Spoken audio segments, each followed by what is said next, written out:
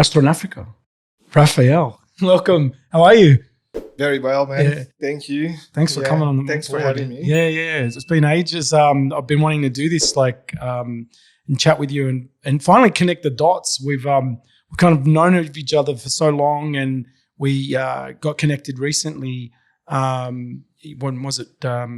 When you were at FBI Radio. Yeah. And I'm realizing the connection here. So it's great to have you. We actually, very close. Even a shout out to Thiago De Luca, who you used to book, and now I met you 10 years later. I don't know, it's just crazy, yeah. So Mixagi, I remember like when I first came across you guys with Thiago was when I heard about the whole production duo, and now it's a party. And while I've been away overseas, it's now morphed into a production thing for events. Yeah, there's funnily enough, I've always been doing a lot of things, collaborating with different people. Thiago and I had a studio together back then in Paddington, and we were booking events. I was working as a DJ, getting booked as well, and him as his live project as well. Mixagi came a little bit later, but it was brewed in the studio as well. Was the idea of trying to showcase some sort of music that at the time I wouldn't see anybody playing. And it's just that, beautiful transition between whatever the traditional music that speaks a lot to me, Brazilian music, and also through an electronic setting or to a dance floor, let's put it this way. Back then, I don't think Sydney was really interested, like I used to play these in between sets, but things were not picking up. Then Andres Mendes, who's partner at Mixagi, came on board, and I think when it really picked up was when we brought Mike Steva from Melbourne. And did a gig at the Yoruba Records. Yoruba Records. That picked up really well. It was really nice. Mike just slayed it, because he's so good, and the type of music, the crossover, that's pretty much what we were trying to do. Then I think we kept pushing, small parties and stuff like that. And when it really became sort of we've got a following, we actually bring internationals here to this sort of a niche sort of market and sounds. And I have to say that was when Nicola Cruz came on board, and he was here for Subsonic, and the Multiculti guys were involved as well.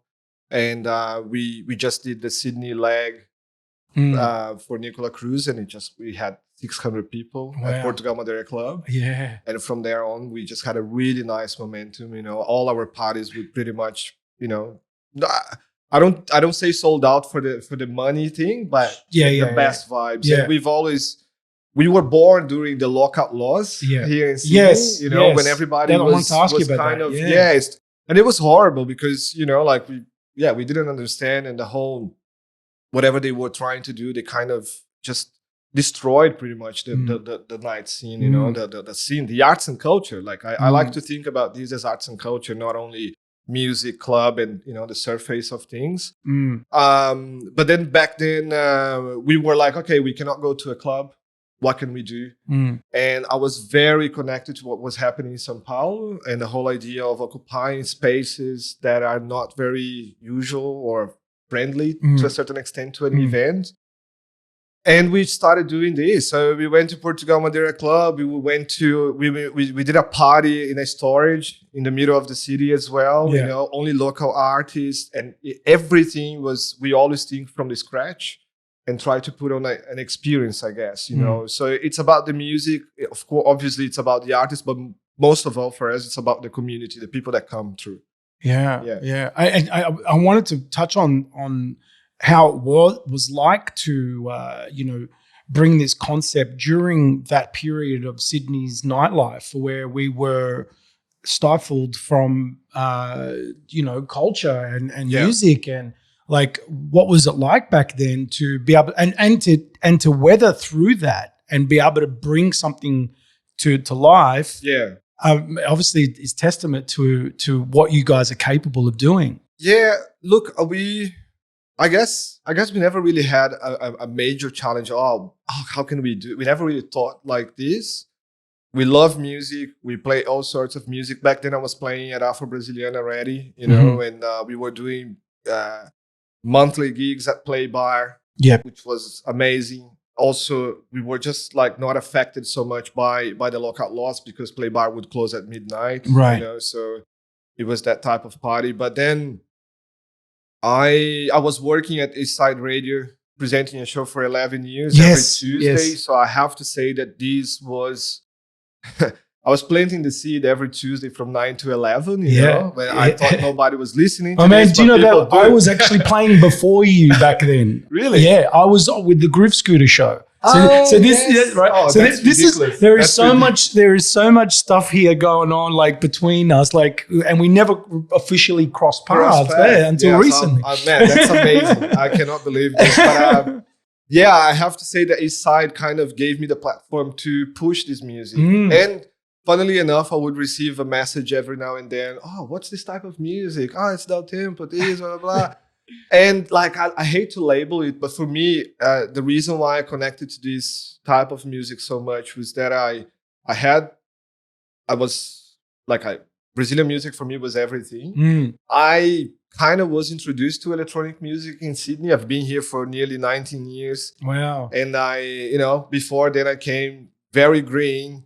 I really know what I like: reggae, Brazilian music, funk, organic music only. Electronic for me was something, I don't know about this, because only psytrance and all these things were kind of. And in Sydney, I was like, oh my God, well, there's actually a groove. What is it, And then the downtempo thing came. I had my record collection, and I wouldn't be able to play that very often outside Afro-Brazilian and all this. But I love the dance floor idea as well. And then when I saw, Tom, I have to say that I was introduced via Tomasz, who's like a musician, DJ from Germany that lived in São Paulo, and pretty much is one of the most influential guys into whatever happened in the past 10 years with the collectives in São Paulo, occupying the streets and doing this. But I have to tell you that when I saw a video of him kind of bringing Tim Maya funk and mixing live on Ableton and kind of putting a kick into it, and people just went absolutely nuts because it doesn't take the essence of what the Tim Maya was, but lays out into the dance floor, and it's groovy, and actually it's not so fast, so it hits right on your hips, right? Like you really have to kind of jam into it. And once you do, you don't want to stop, And I was like, okay, this is it. Of course, I went, like I said, I cleared so many dance floors in Sydney when I was playing, because everybody, more upbeat. And I'm like, no, but listen to that. No. Yeah. So it was a working process, but I guess we also found our crew. Obviously, Andreas is Colombian, I'm Brazilian. Alex Berry is from here, Australia, but probably one of the guys that has the most amazing record collections that I know. Wow. And then Max, who's not here, but he's traveling, but he will be back. And Max just is, born and raised in Berlin, and his energy, he's not a DJ, but that's the right energy that we need. So I think that combination of us four brought together what Mixagi is today. Sounds like an amazing team. Yes, it is, man. It's crazy because it's been over 5 to 6 years now, and we're still going strong. I like to say that I like to plan a little bit more. Of course, things changed with COVID. We all had kids and babies, and time has shrunk massively. But we're gonna keep pushing. That's great. Yeah. Well, I want to also chat to you about, because you've actually been here and pre-lockout laws as well, and you've kind of so you've understood the Sydney landscape, in particular with this music. I've always found like Melbourne, for example, and of course Adelaide with WOMAD being more receptive to these sort of global sounds and electronic together. That I feel. It seems to me now that in general, I think there is definitely a scene in Sydney, but have just not quite. It's not quite actually, come together, but I believe it's starting to happen.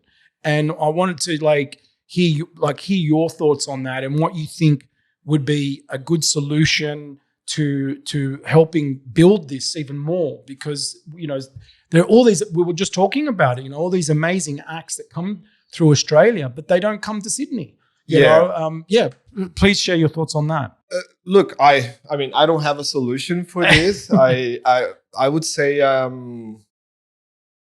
so my personal view to this is, I don't think Sydney is quite friendly with newcomers or people that want to kind of come into the scene. Look, I have to. So, for example, radio for me is right there. Yes, it's the holy grail, because and community radio. Like I come from Brazil. Even though I moved here when I was 22, and I used to listen to radio there, but like the idea of community radio, and I have to say that East Side, for example, when I proposed and I started actually, just kind of putting playlists for a friend, and that's how so I think that was the avenue for me to start DJing, to start putting my events together. So radio was amazing for that, but I've always been, I feel like I've always been a bit of an outsider, and I, just because I actually have difficulties. If you ask me, like, what type of music do you play? What do you like? I can't answer this. I like everything. And it's another general answer for, but I feel Sydney is also very fragmented as well, like little pockets that are very rich. But then, for example, when I was introduced to electronic music and I was going to festivals, I mean, Subsonic was my school, I have to say, and that's where the sound grew on me. And then I started researching about other things, and I could see that, for example, the type of music, if you don't play a certain type of music here, then it means that perhaps you're not that good with whatever I was seeing back then. And then I feel like when I started doing my job, my day job, I work for a non-for-profit and I work with artists as well. And I work heavily in Western Sydney. I talked about that too. That changed my whole life. Yeah. My whole life in Australia, my whole life in Sydney, it's another Sydney for me. Yeah. Because I think I was too stuck into whatever was happening in this area. And then therefore you just follow through because you want to know and you want to play music and you want to do a lot of things. But Western Sydney is seriously, if you think it's another world out there. the region itself, it's the most diverse in Australia. And therefore there's serious, the talent that is coming up from there we will have to find a way to put that into the world, and then you will make Sydney as strong as Melbourne or any other place, because it's about that diversity coming together, collaborating, but also accepting their differences, but pushing the more the better, rather than just having more of the same or the same people kind of leading all the projects. And that's how I feel. Yes. If you don't know, and of course it's across the world is like this, but I may have a romantic view about Brazil and some other places around the world that, yes, it's all about who you know. But that idea of community, like middle ground, and then whatever they call like the super event, with the super internationals, this won't happen if this is not fed, if this is not like nourished, in that sense. So, and I really believe in this, So, for example, I'm more and more becoming even radical to this, because I love everybody, the institutional people that actually play all the time, and I learn from them, and I love and I have mad respect about it. But I want to see new people. There's so many people out there, I mean, Putrika, that's what I'm saying. A recent example for me, Putrika came to the New Beginnings Festival, and I saw that boldness of her playing techno-ish track, for a family-friendly festival, and everybody kind of grooving by the harbor. And I'm like, okay, how? Why? Like, where were you before? And then it's just, but I'm also singing, blah, blah, blah. And then you saw her playing at Mixagi, a couple of weeks ago, and that's it, And apparently she played at Club 77, was maybe her first gig, a club gig, or I don't know. She will tell you maybe later, but as a DJ, phenomenal, and here in Sydney. And I'm also, for obvious reasons, I'm a migrant here. And when people ask me about diversity, I don't have an answer as well. I come here as a diverse person, let's say this way. So my eyes, this is what I look at. You know? I don't have any what is diverse or not. That's it. That's what I feed my soul and and the music that I listen to as well.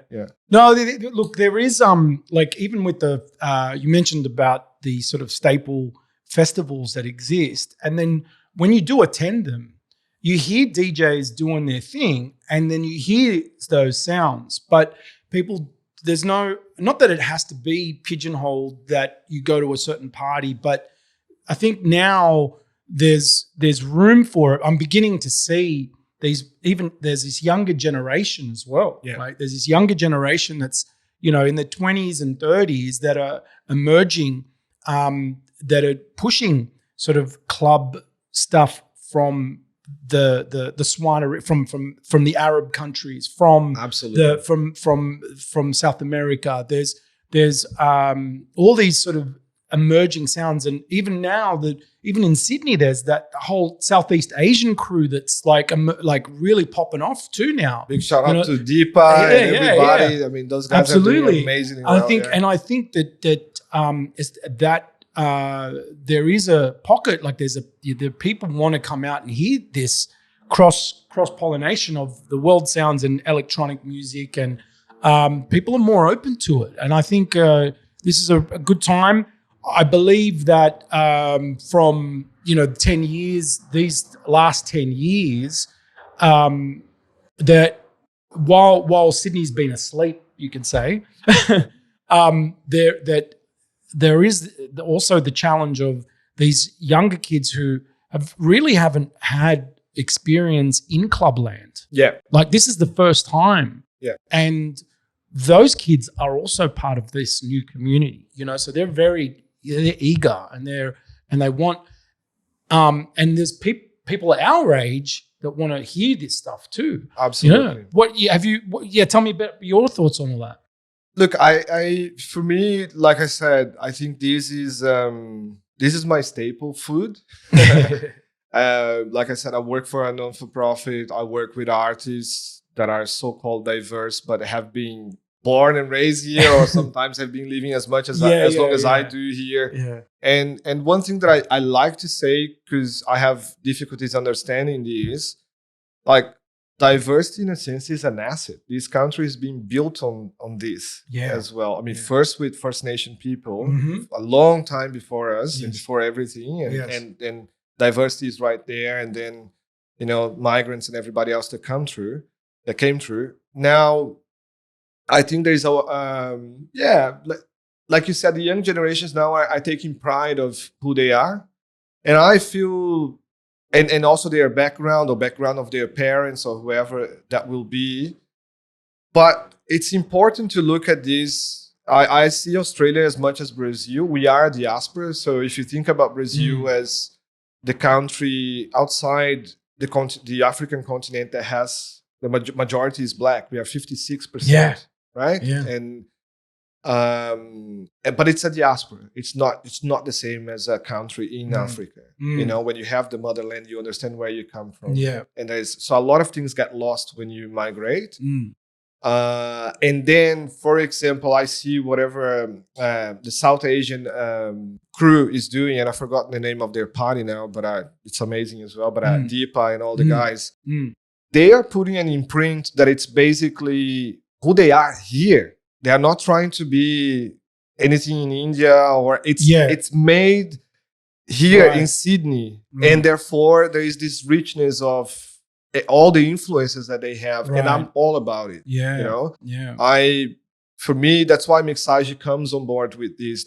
We have to pay attention of whatever is happening in front of us. Yes, I do bring the influence of where I come from, you know, Brazil, the Afro-Brazilian culture, you know, that's part of who I am, of course, but I'm also part of this, Sydney. Yeah. Whatever that is, whatever that identity will be. Yeah. And that's what I'm all about. I think we need to kind of find an imprint for ourselves. And I think to your question before, that's when Sydney will kind of be on the same level and we're not going to miss, you know, because when you talk about Sydney as one of the big capitals of the world compared to New York, Paris, and other places, we know that we are not there, you know?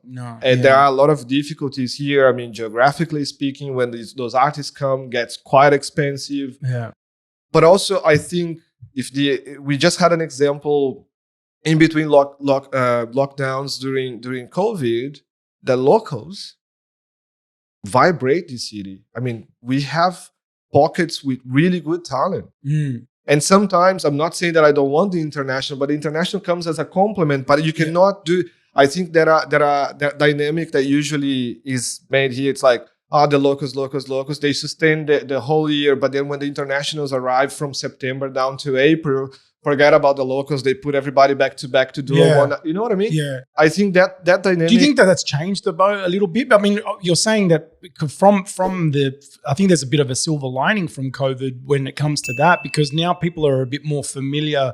It's become a bit more normalized to support your locals. Exactly, and I think yes, but it's also ironic when you see, you know, big festivals or big events kind of say, oh yeah, look at that, what we are doing for our First Nation artists, for our migrant artists. We've been here forever, man, you know, and now it's convenient for you to say that because you couldn't bring anybody in. Yeah, right. But yes, the silver lining might be that this has educated us in a way to move forward. For me, has always been, I never had the chance. I would never think that I would be working with international artists coming to Australia.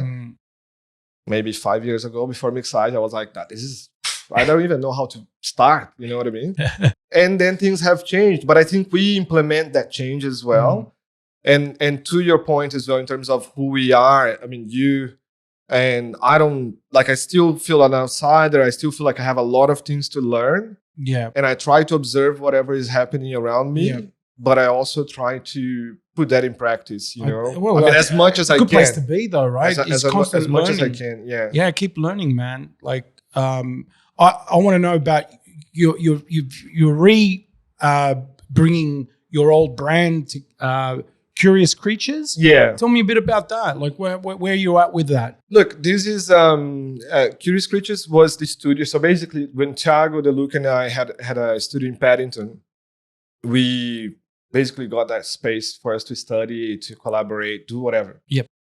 From there, the business came up, and we had another name back then, and we had basically doing, you know, curation for events or festivals or booking artists. You know, it was a little bit of an agency. Yeah, trying to do everything at the same time. And we had like, oh yeah, we can do it 15 hours inside the studio and kind of burning out 300 coffees a day and kind of like, but that was a big school for me, you know, and Thiago, obviously, he's an amazing artist himself, you know. His parents are artists in Brazil, you know, were artists in Brazil. So he comes from an artistic background. I didn't.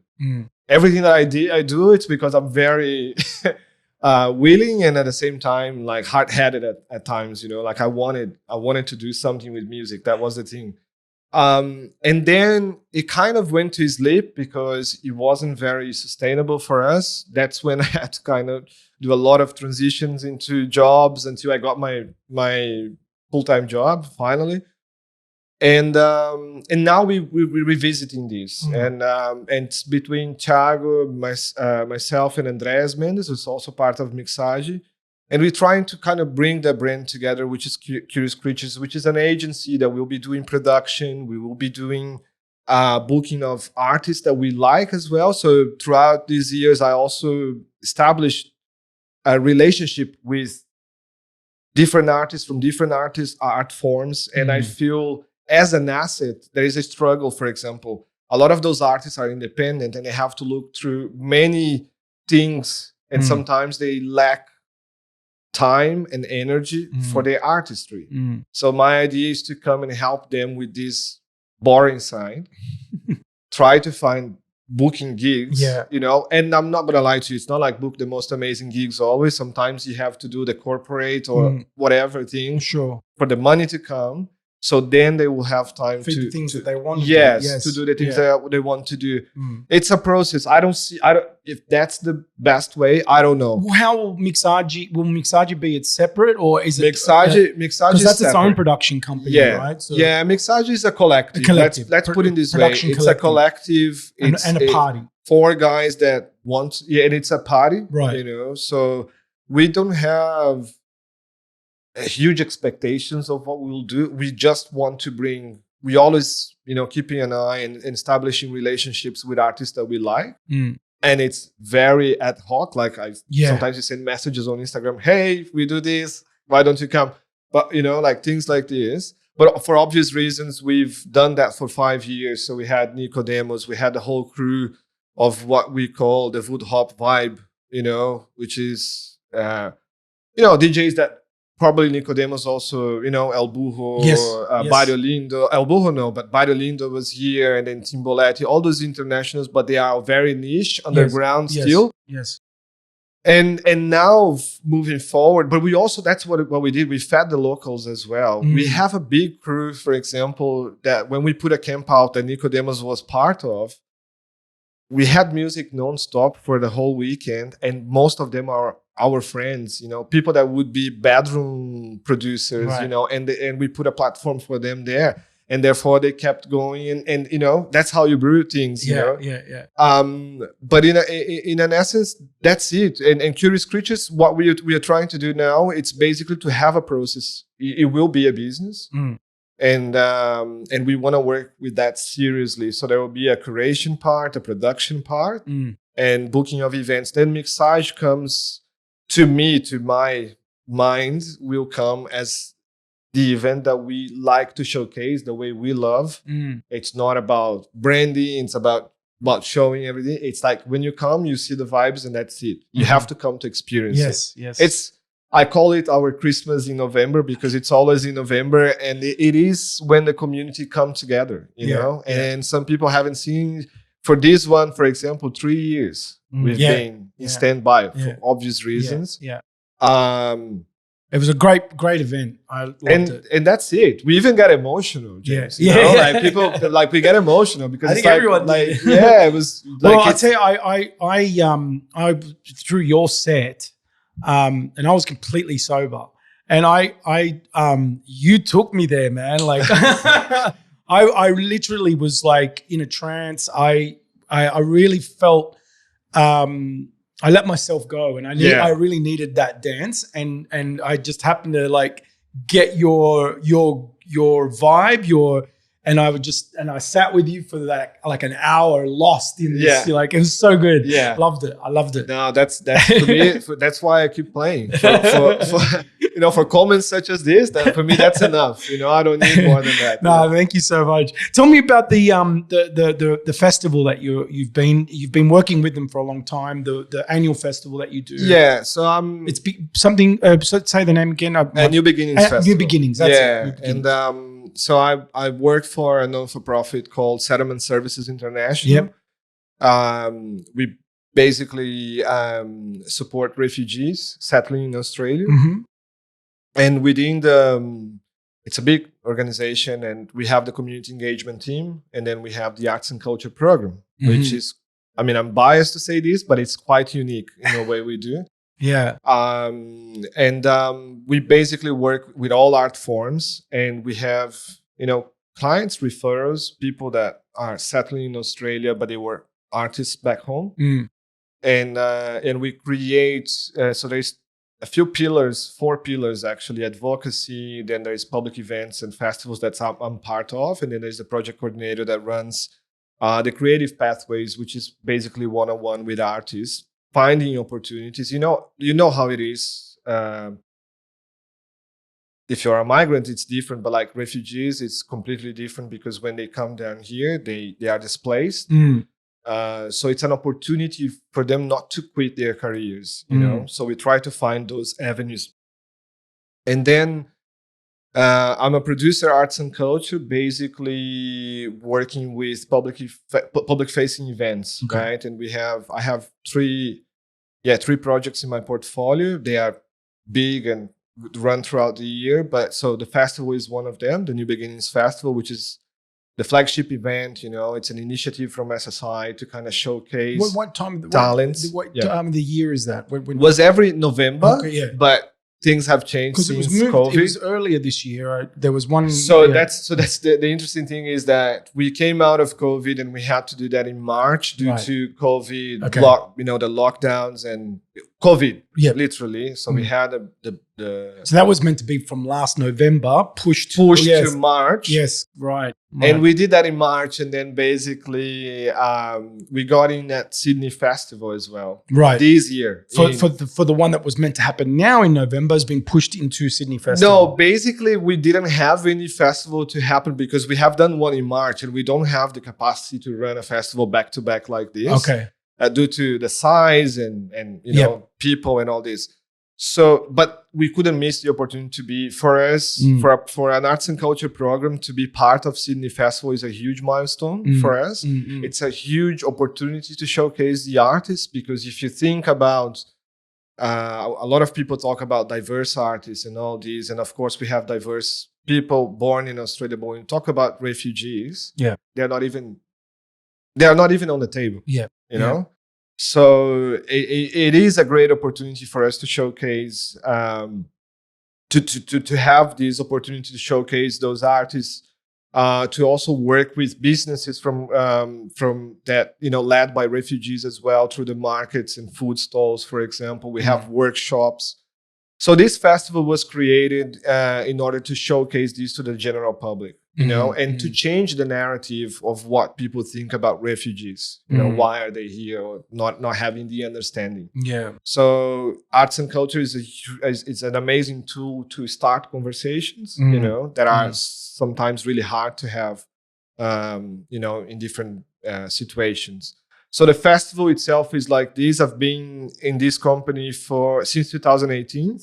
And since then, I've been running the festival, of course, with the 2 years pause during COVID. This was a project it's like a baby from my previous manager that now became my baby. And it's just that I love that festival because it's quite unique. It's not like putting just another festival and booking artists and do all those things together. We need to understand how we will deal with the artists, the dynamics, what they do understand, what they don't understand, and be very patient on that as well. And we do have some sort of, it's not a protocol, but like more like the way we would like things to work. So if you are an artist, if you are a creative and you come into my festival, there is a way that we will talk to you that it's not very transactional, but it's more like, we are happy to have you here. That's how we do things. Let's collaborate and put this together. So New Beginnings, in an essence, is that connection. It's a new thing for me, being a migrant, understanding what refugees go through. And you have to separate that massively, because I chose to come to Australia. I had the means to do so. Refugees, it's an absolutely different idea, and situation. So for me, this element came through. I'm also very driven by and very passionate for obvious reasons. I'm a Black man, I'm Afro-Brazilian, and racism was part of my life and I can say that now not anymore, but it has shaped a lot of who I was. And then I was like, why? And you brew that rage and you have to find a channel to put that out, And Australia, in an essence, with a lot of problems and not being perfect, with a lot of contradictions as well, has given me this opportunity to, to be who I am, to work with these things. And now I can easily say that New Beginnings is as much as where Mixagi or Curious Creatures is, because it is another platform that I have to work with the artists or with projects or whatever, with everything that I would love to work with, you know? So combining those two, of course, there's a lot of work. I'm not going to lie to you. Sometimes it's very challenging. And I have to say, probably most challenging part was during COVID, because I was lucky to keep my job, but at the same time, you're working for like, you're replacing 5 people at the same time. And yeah, it can be very challenging at times, but I can say that New Beginnings is this, would be my outlet as well for live music, because that's what I love as well. Yeah. And, it's not only DJ focused, it's more like live music, arts, and also finding a spot in which the communities that we work with as well can come and feel that they belong, Yeah. So that's why we do it at the Australian National Maritime Museum. We could be just another festival going to Western Sydney, but we want to bring the Western Sydney here. We want to bring whoever feels like they want to come to New Beginnings to come to the city. Yes. And this is my place. We live here. We pay taxes. We are not different from anybody else. Yeah. Well, it sounds to me that, and what is very clear is it has been a marathon for you. Like, it's been a long road of sticking to a vision and a plan. May not have been exactly the plan that you were envisioning, but you had a vision. And over this time, you've been chipping away at it to and I'm bringing this up for anyone listening that to bring awareness to that it is a long road. It's a road that when you're following your path of something that you believe in and you want to, because I know you also mentioned to me that you're like 19 years in Australia, and you're finding that you're in this place where your work has now crossed over and you're working full time in music. Yeah. And that wasn't overnight. Like, it's taken a lot of time. No, many traps, and I don't believe I actually saw that as a line or as a journey as well, that was going to happen. Everything was very spontaneous in a sense and organic, and I was always looking for a job. I came here, I studied international communications and journalism, so I worked at SBS, for example, for 4 years. Right. That was my dream job when I started, one of my dream jobs, because it was amazing, being in a broadcaster that actually broadcast at the time 74 languages. And then I was part of one of those, like, I felt in my migrant journey, that meant a lot. I was part of something, quite unique. Purpose. It was a purpose. Yes. And I have to say that was the very first time that I really understood that I could do something, or I could be something, or whatever, maybe work along those lines. And of course, I fell in so many traps, James, because when you are there, you feel, now things will pick up. And I went like this many times, and like you're surfing the wave. Yeah. I mean, your own wave. Nobody knows about anything. It's internally, right? But you are like, oh my God, this is great. And then out of nowhere, it's the biggest wipeout, So I went from like, SBS, and then I started my business with Thiago, but then I worked for nearly 2 years at the airport. Was Eastside Radio before SBS? No, throughout. Right, okay. Throughout. Okay. I started...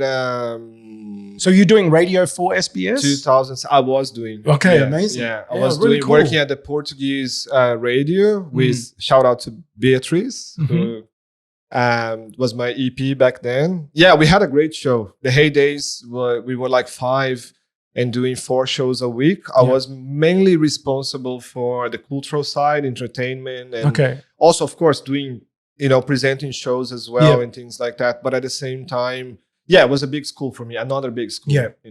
But like I said, to your point, in terms of working with music, I never had a straight line. Back then, I didn't think I wanted to work with music, but music has always been part of what I love and what I do. So, of course, going to SBS and, studying at the same time. And then I have to say Macquarie Hotel at Wentworth was amazing.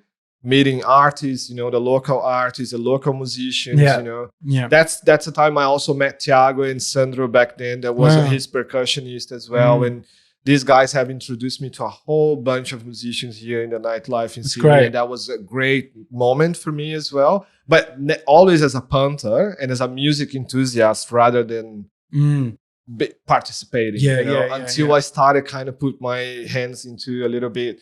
Can I help you, Thiago? Can I help do this? Oh, let's do an event. Oh, let's put it, you know how it is. That's when I started.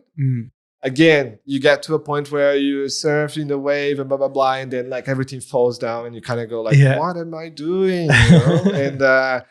And the DJ came along with this. And I have to say that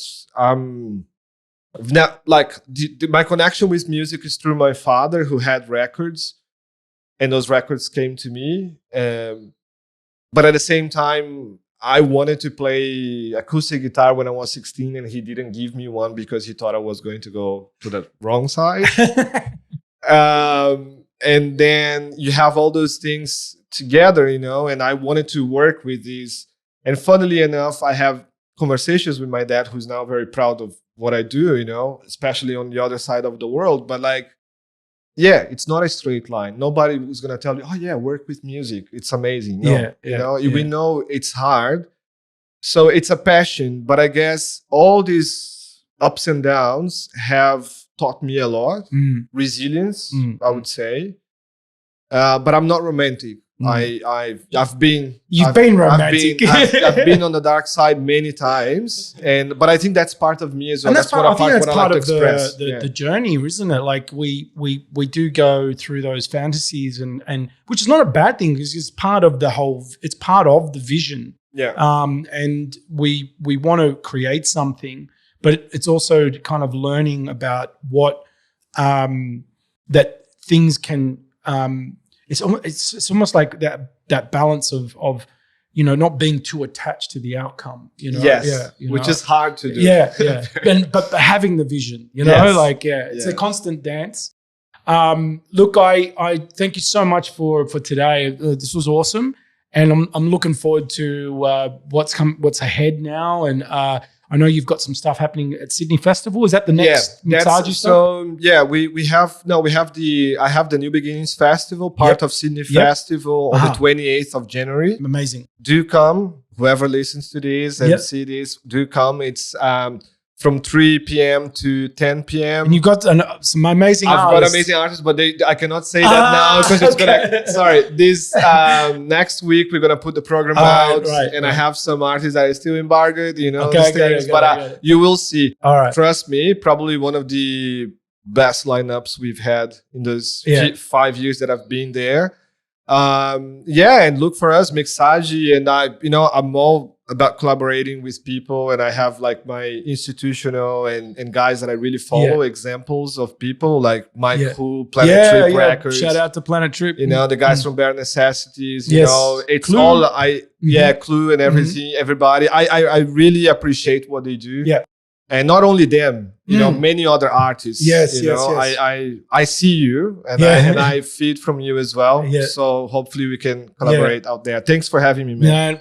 Really appreciate it. Absolute pleasure. And looking forward to working with you as well. Like, I'm excited for that, man. So, all right. Well, thank you again. Peace.